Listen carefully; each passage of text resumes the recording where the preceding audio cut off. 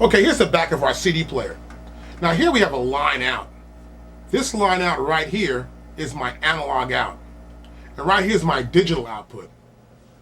First, I'll plug up my analog out. Got my, see that right there? These are my RCA cables. You go red to red and white to white. Next, I'll get a cable for my digital output. Got a cable right here. Got my gray cable right there. I'll get my digital out. Now we'll do this so you can actually see and understand how we can use our digital output and our analog output. So here's our MPC2500, and we're about to take some samples. We're going to zoom in right now, and we're going to check out how we do this. I'm going to press mode, then I'm going to press record. And now we're here in our recording mode.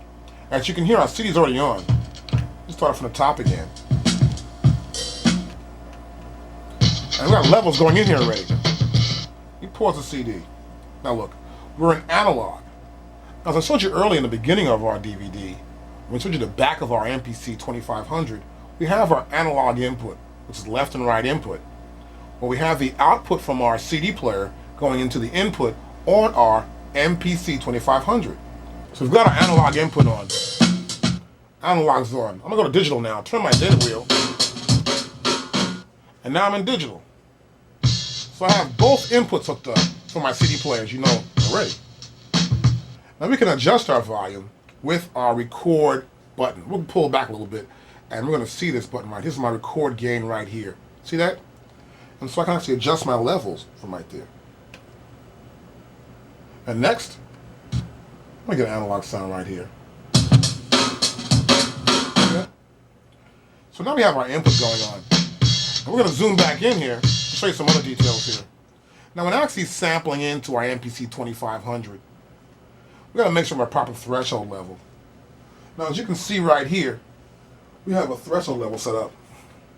Get this pen right here, and you can see this. See these little boxes right there? Those little boxes represent the threshold level.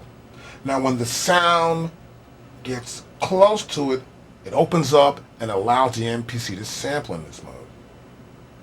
Now I'll press play on my CD player again. Turn the sound down somewhat. And we can adjust the audio level with our record gain knob. So let these samples go by here. And we can see how it passes. Once it passes these little boxes there, it will start to sample. It's known as threshold level sampling. We can get it way down. See that right there? When it's right there, it's going to sample very quickly. I'll turn the CD player off. And you see right there, that's the lowest we can probably go here is infinity. See there where it's right there? That means no matter what comes through, a little sound will open it up. So we're going to get it to where it's like a little bit, I would prefer to sample something about maybe 56 or so here. So that we don't get any little noise in the beginning. I get the exact size of the sample I want. You can also set not just the input for analog or digital. If we have, let's say, a track we're playing in our MPC 2500, let's say it's a beat you made up yourself, we can sample the main output. That means whatever signals go into the output, we can sample back into the MPC. We'll show that a little later on. But now we're going to take a real nice sample right now and work with some samples. So here we're going to go next to time. We want to set the proper amount of time for the sample. That means the length of how long it's going to be. What's going to be maybe a 2-second sample or maybe a 30-second sample. And as you can see, mine's set for 11 minutes and 39 seconds here. That's the maximum because we have the 128 memory installed in our MPC. We also can go from mono right and mono left. We can sample from either mono left or mono right or get both those signals and make it into one single sample, a stereo sample. Now in this case, I'm going to use a pretty small amount of sample time. I don't need to use a whole bunch. With a few seconds, maybe like about 15 or 10 seconds or so. 10 seconds would be enough for me. We also need to set our monitor to on or off. Now I'll play my CD player here. Monitor's off, we don't hear nothing. See that?